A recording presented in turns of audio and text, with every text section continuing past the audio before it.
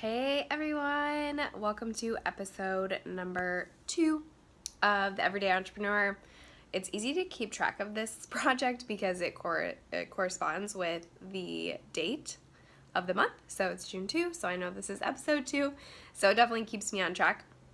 Just got back from a super fun visit to Cedar Rapids, Iowa, which is a couple hours away. We went to a baby baptism.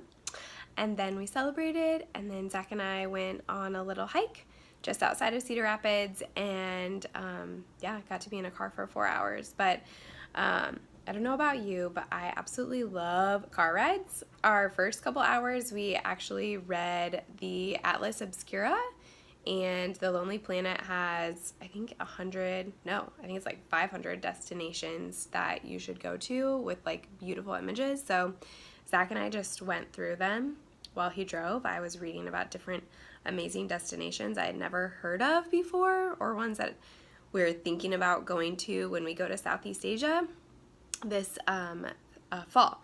So we'll be there for, actually we don't know how long we'll be there for. We bought a one-way flight a few months ago, knowing that we were definitely going to lean towards self-employment and starting this entrepreneurial journey. So we booked one way, and we'll figure it out hopefully soon. So if you've been to Southeast Asia, would love tips and recommendations. We fly into Singapore, and that's all we know so far.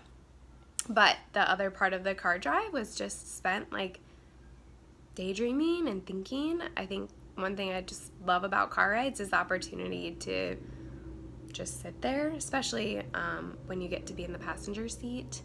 So that was great, coming up with a lot of just ideas around the concept of the everyday entrepreneur, because I think this journey is really interesting to people, not mine specifically, but the journey of entrepreneurs and people who decide to start a business. That's why the podcast, NPR does it, totally blanking on the name. I love it. I recommend it all the time. Maybe you know what I'm talking about, and maybe it'll come to me like out of the blue. But just the journey of people who have built really awesome businesses, or people who are in the beginning of building businesses, and what their aspirations are, challenges, everything in between. I think there's definitely some storytelling that can happen with the everyday entrepreneur besides me.